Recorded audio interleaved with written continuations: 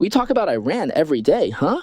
So, what will the outcome be? Will Iran be taken down first, or will Cuba collapse first? That's the topic we're bringing you today on Fengwei. Do you think it's real or fake? Is it possible? Yeah, it's really possible. So, that's the first topic I'm discussing with everyone today. Besides that, right now, Iran is at its last chance for peace. At least that's my opinion. So, why do I say that? Today, I'll break it down for you. Also, Putin's visit to China has now ended. I'll sum it up in 4 words: returned with nothing. I don't think any other media has put it this way. Why do I say this? Is there any reason behind it or not? This is also the topic that Feng Wei is bringing to you today. This involves a potentially huge change among China, Russia, and Ukraine, but of course there are plenty of other news stories as well. Honestly, there's a lot of news every morning. For example, Facebook laid off 8,000 people yesterday. That's also a great topic. I don't have time to talk about that, so let's just move on. Anyway, welcome and thank you for tuning in. This is Feng Wei bringing you the Good Morning America show. Hello to all our YouTube viewers and greetings to the listeners of Sound of Hope Silicon Valley FM 96.1. If you enjoy news analysis that's in-depth and provides context, don't forget to subscribe to this channel right now. That way, you'll get notified as soon as we update our program every day.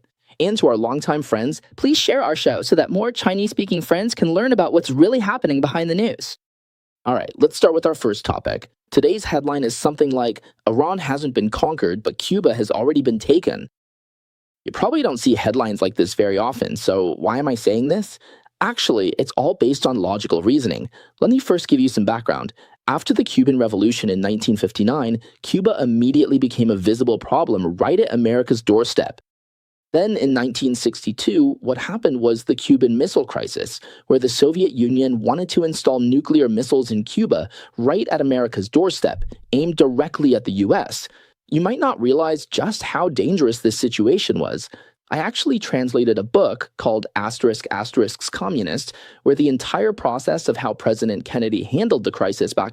********************************************************************************************************************************************************************************************************************************************************* Depicted in a very, very realistic way, and gives a close-up depiction of the events. In other words, back then, President Kennedy would look out at the sunset from the White House balcony, and in his mind, he believed he might not live to see the next morning's sun, that a nuclear war could break out that very night. In the end, of course, it didn't happen, but just how dangerous was that turning point? That's how serious the threat and danger Cuba posed to the United States was at the time. It's hard for people today to imagine, right? So what was the final resolution to the Cuban Missile Crisis between the US and the Soviet Union? There were 2 main points. First, the Soviet Union withdrew the nuclear warheads and missiles it had already brought into Cuba. Second, the United States not only refrained from invading Cuba, but from then until now, over 64 years, the US has basically kept its promise, allowing the Cuban regime to remain in place for 60 years. Later, Democratic presidents maintained the status quo on Cuba, while Republicans ignored it. Regardless, this communist regime has persisted until today. So what changed up until today? It wasn't until President Trump.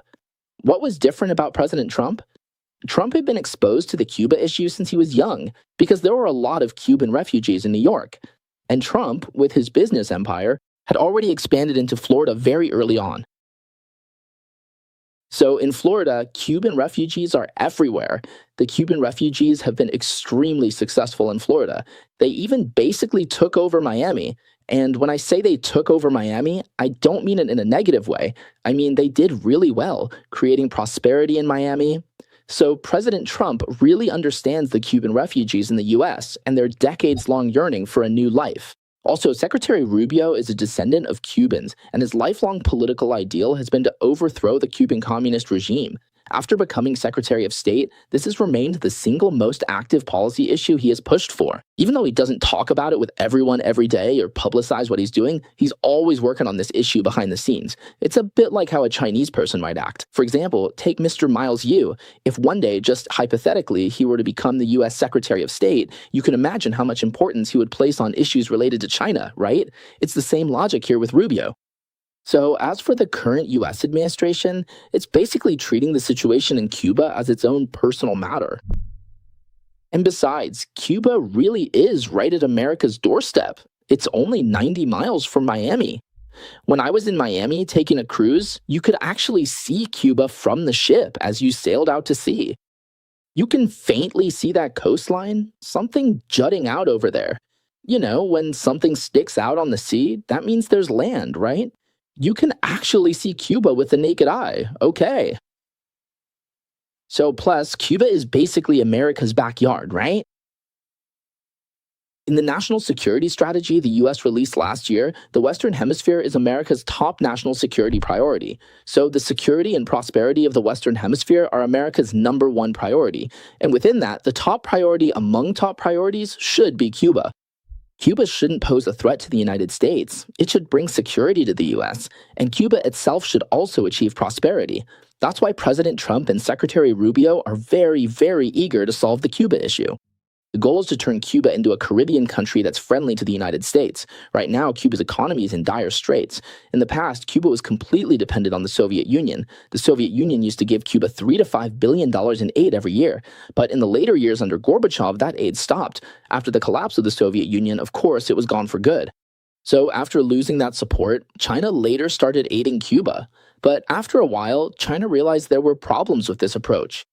Why do people say it's like throwing a meat bun at a dog? It's because it's impossible to set up any kind of special economic zone in Cuba or to establish a Chinese base in Central America. No matter how much money you pour in, nothing takes off. For China, Cuba's like a hopeless case that just can't be helped.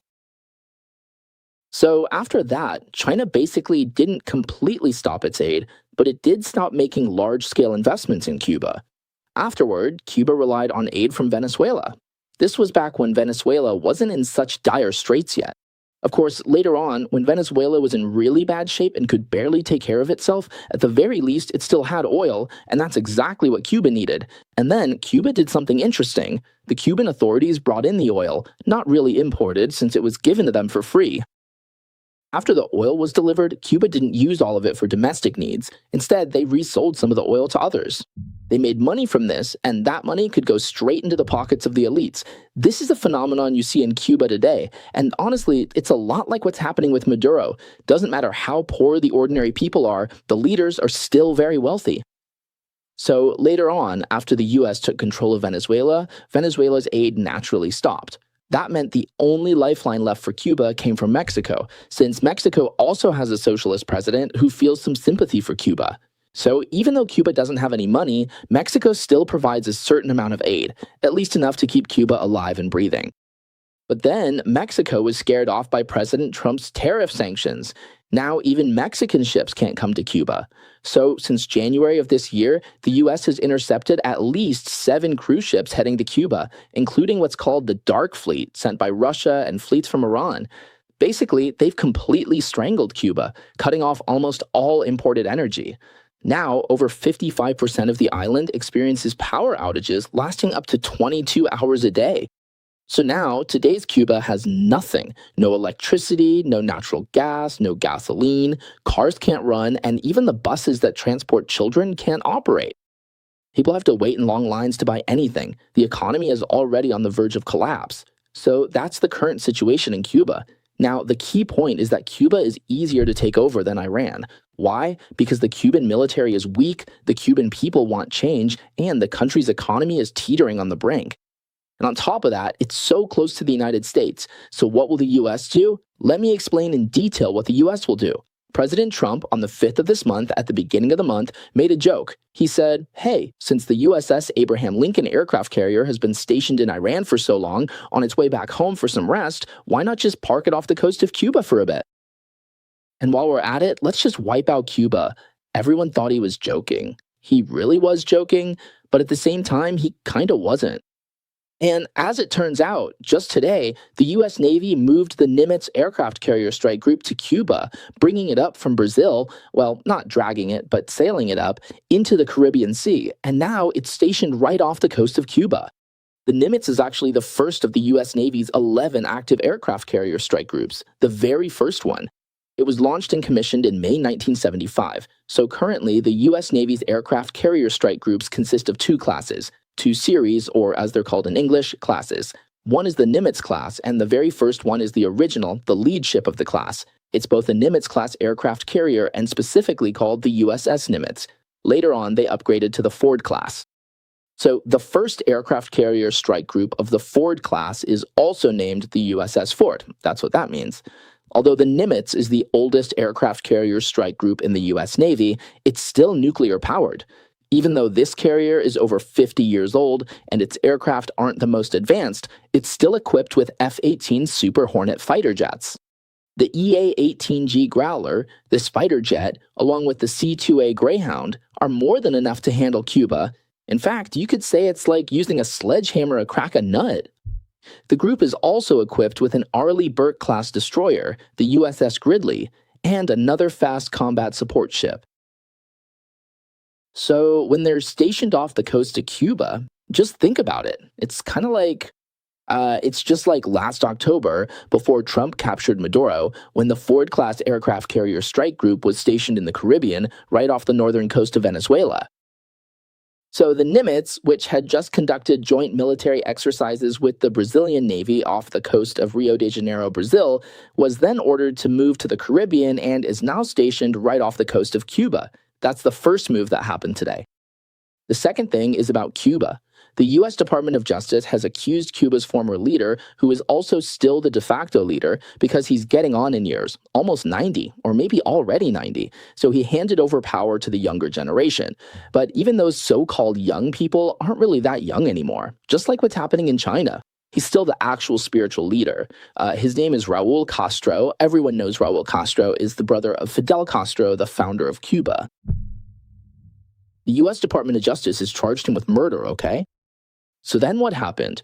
On Wednesday, yesterday, Trump told reporters that the U.S. now has its eyes on Cuba. What does that mean? It means the U.S. is paying close attention to regime change in Cuba. So what exactly are the charges against Raul Castro? Well, there's the backstory here. In 1991, the Soviet Union collapsed, right? After the collapse, the Soviet Union stopped providing aid to Cuba, and Cuba had been almost entirely dependent on the Soviet Union for billions of dollars. This was basically Cuba's lifeline, and when it was cut off, the Cuban economy started to collapse. From that year on, Cubans began building makeshift rafts, tying together pieces of wood to make a raft. This picture here, well, it's not exactly a wooden raft. Anyway, people tried all sorts of ways, even small boats, to brave the open sea. It was a bit like what happened in Vietnam back then, when people from South Vietnam risked their lives at sea, trying to row to places like Indonesia or Hong Kong. So it's only about 90 miles, which is actually pretty close, but even though it's close, it's much farther than swimming from Shenzhen to Hong Kong, but a lot closer than swimming from Vietnam to Hong Kong. From South Vietnam to Hong Kong is over 1,000 kilometers. Actually, I have quite a few, not a lot, but a few friends who really did risk their lives at sea and made it to the United States this way. Back then, they were really young, and honestly, you could die on the way. It's as simple as that. So Cuba is about 150 kilometers from Miami, from the US. But if you're not well prepared, or if the sea winds aren't right, once you're out there, you could get blown off course, and that's really dangerous. So the number of Cubans risking their lives at sea peaked in 1994. Over 30,000 people in just 1 month.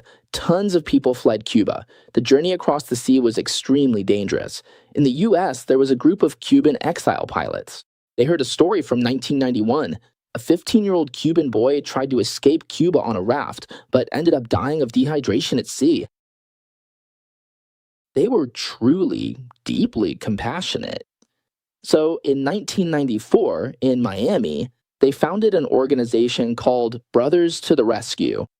They used their small civilian planes to conduct search and rescue flights over the sea.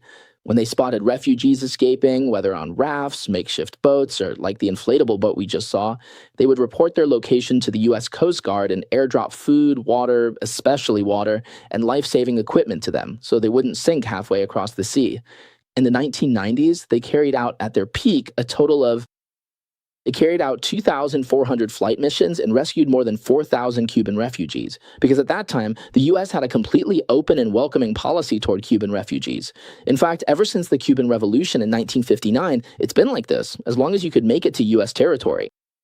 So basically, you would automatically get asylum and residency. But later, as more and more people came, the policy changed. They couldn't keep doing it that way. However, this policy was actually in place all the way until the second half of 1995, when the U.S. changed its immigration policy and stopped automatically accepting these so-called raft refugees.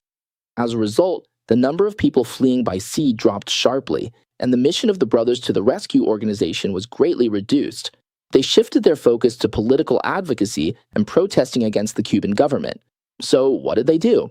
They would fly into Cuban airspace, just crossing a bit into Cuban territory, and drop anti-communist leaflets from the air, calling on the public to engage in nonviolent resistance. So this is what they claimed. They said, "We are a purely humanitarian rescue organization. What we're doing is called civil disobedience protest, protesting against communism. Our planes aren't armed, we don't have any weapons, we're just dropping leaflets. We're dedicated to saving lives and also promoting nonviolent change in Cuba." But then on February 24th, 1996, 3 civilian planes with fixed pilots, all Cuban American, were involved. When they flew to about 12 nautical miles from Cuban airspace, the Cuban Air Force scrambled MiG-29s and MiG-23s to intercept them. The order came from Raul Castro, who was then Cuba's Minister of Defense and is now the country's top leader. As a result, at around 3:20 in the afternoon, the Cuban MiG fighters opened fire, launching air-to-air missiles that directly shot down the first plane. 6 minutes later, they fired a second missile and shot down the second plane. The third plane quickly turned around and fled. The pilot of the third plane was actually the founder of this organization, so he was lucky enough to escape unharmed, but 4 people died. As a result, investigations by the International Civil Aviation Organization and the United States confirmed that the 2 planes that were shot down were in international airspace at the time and had not entered Cuban airspace. So the United States was extremely angry and strongly condemned Cuba at the time. In 1996, they passed the Helms-Burton Act, which greatly strengthened economic sanctions against Cuba. That's why the economic sanctions on Cuba are so severe today. It's all related to the killings they committed back then. What about the United Nations Security Council? Back then, the UN Security Council was still somewhat respectable and even passed a resolution condemning Cuba for killing civilians. Now, fast forward to today. In May of this year, the U.S. Department of Justice officially announced charges against Raul Castro, who was the Minister of Defense at the time, accusing him of conspiring to murder American citizens. There are also charges of murder and destruction of a civilian aircraft. So if you're wondering whether a murder case from 40 years ago still holds up, the answer is yes. Yes, it's still valid. This isn't the Trump administration playing politics, it's the federal government, and the murder charges they're bringing don't have a statute of limitations. In the US, some states might have one, but at the federal level there isn't. So you can be prosecuted for life, especially for foreign terrorist attacks that harm Americans. There's definitely no expiration for those. So everyone should understand that this move isn't really about bringing Raul Castro to the US to stand trial. What they mean is, if I want to go after you, I have legal grounds to do so. It's the same logic as a few months ago when, at the end of last year, they charged Maduro with drug trafficking that endangered the lives of Americans. So, as you can see, this warship docking off the coast of Cuba is just like what happened with Venezuela, and then indicting Castro is just like indicting Maduro. The third point is that the U.S. Department of Defense and the Defense Intelligence Agency have already started to strictly prepare military action plans against Cuba. Doesn't this also resemble what they did with Venezuela at the end of last year? This includes how to respond to Cuba's recent move to import about 300 military drones from Russia and Iran for its own defense. A few days ago, a U.S. Navy lieutenant colonel was interviewed by the media, and Fox News asked him whether they might use these military drones to attack the United States. He said that if they really dared to do it, Cuba would be taken over overnight, so it would just be humiliating themselves. So even though Cuba has them, they don't dare to use them. That's basically the situation. That's how it is. That's all I can say. But if they go crazy, well, nobody knows what could happen. Fourth, President Trump signed Executive Order 14,404 on May 1st of this year, actually on the 1st of this month, according to the International Emergency Economic Powers Act. It authorizes secondary sanctions on all foreign individuals and companies involved in cooperation with Cuba in key sectors such as energy, defense, metals, mining, finance, and security. So what does this mean? It means that any foreign bank assisting Cuba will be kicked out of the US dollar system. No country, government, bank, company, or individual is allowed to aid Cuba. If you do, the US will completely remove you from the financial system under its control. So basically, this is about completely cutting off all foreign aid to Cuba. Fifth, just 3 days ago, on May 18th, Rubio also launched large-scale sanctions under the same 14,404, targeting 11 leaders of the Cuban regime and 3 government agencies, including the Ministry of the Interior, the National Revolutionary Police, the Intelligence Directorate, and so on. Rubio also announced that in the coming days and weeks, more sanctions will be issued, basically meaning they're tightening the screws. All right, so sixth, actually, Cuba isn't exactly broke right now. The free oil they get from Venezuela, most of it is sold off. They turn it into cash and stash it in their own so called bank accounts. So, the reason ordinary people have no oil isn't because there's absolutely no oil, it's because they trade the oil for cash. So, regular folks have no money and no oil, while the elites have both money and oil. They have it all. And all of this is controlled by a huge state owned enterprise, basically a company, that's run by the Cuban military. This company controls 40% of Cuba's entire economy. It's estimated that they have about $2 billion in illicit assets. So their budget is twice that of the Cuban government. In other words, they're not just as rich as a country, they're actually twice as wealthy as the Cuban government. And the reason for this, what is it? It's the private stash of Castro and the other Cuban Communist Party leaders. Of course, it's not really a small stash, it's a massive vault of wealth. So this also includes things like the so-called nickel mining companies under the leadership of Cuba's top officials and so on. So Rubio said that this GASA is the heart of Cuba's bandit-style communist system. So that's basically the situation, which is why such harsh sanctions were imposed on GASA. So looking at the whole background from January of this year up until now, President Trump has actually done a lot regarding Cuba. He just hasn't talked about it publicly. So if you're talking about blockading the Strait of Hormuz, blockading the Strait of Hormuz would cut off Iran's lifeline, but that only started last month on April 13th, whereas the blockade against Cuba has been in place since January, right? Since January, the US government has imposed more than 240 sanctions on Cuba, covering almost every area, including finance, tourism, maritime shipping, export controls, and more. So this is basically an upgraded version of Trump's maximum pressure policy from his first term. This is a super maximum pressure campaign, so the siege against Cuba has actually been going on for 5 months now. So that's the situation. And then seventh, as for national security, the presidential memorandum was issued a while ago, emphasizing that the overall policy toward Cuba is clearly to promote the interests of the US and the Cuban people and to weaken the regime as a fundamental national policy. Basically, it means that regime change is the policy goal. As you all know, the Iran war has been going on for about 2 months, right? Almost 3 months now, right? Has it been 3 months yet? So it hasn't been 3 months yet, right? And even then, regime change isn't the goal. The only goal is to eliminate nuclear weapons. But for Cuba, regime change is the policy objective. So President Trump has 3 main strategies, 3 fronts, 3 main lines. The first is an energy blockade, or you could call it an economic blockade. The second is a financial blockade.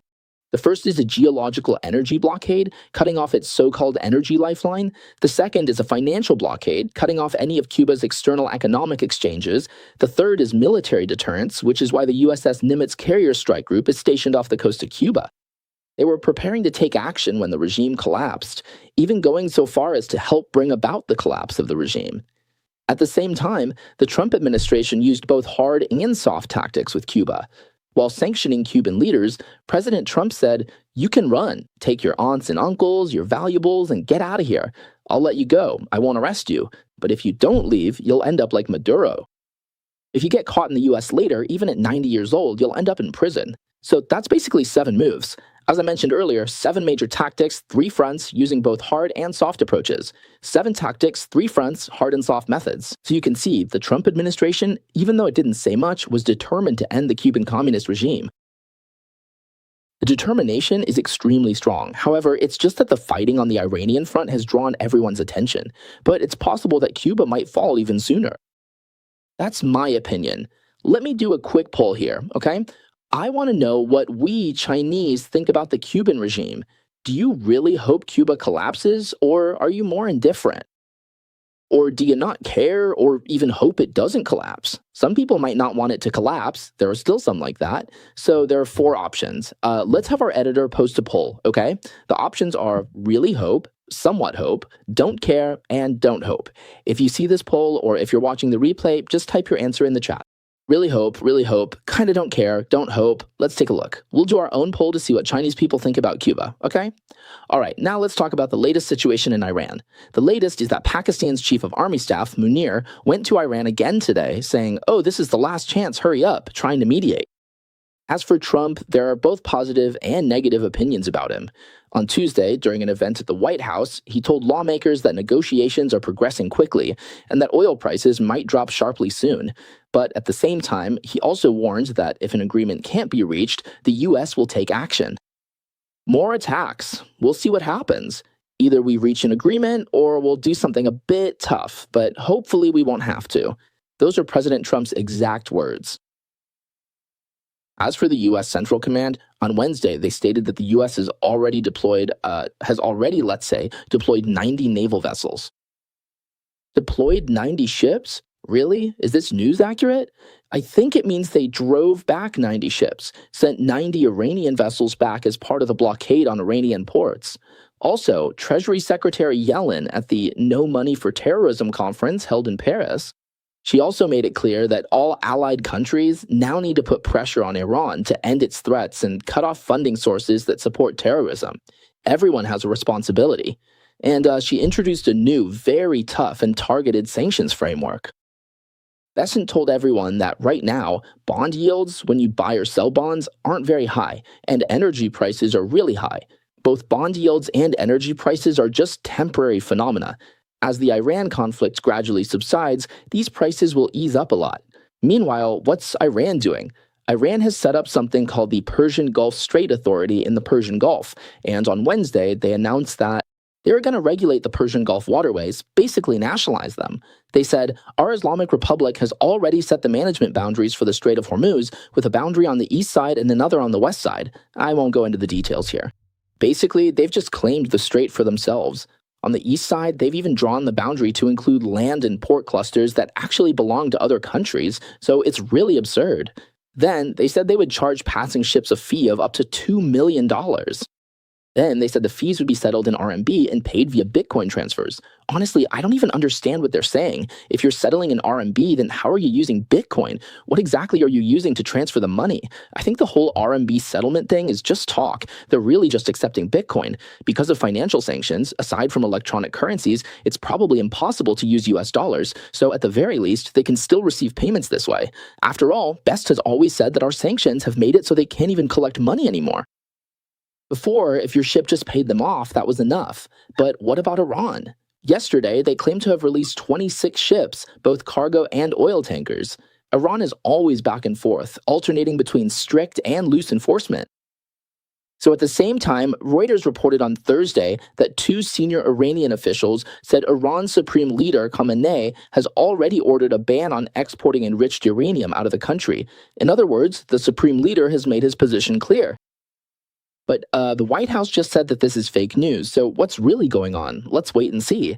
Later, the White House said it was fake news and that nothing like that happened.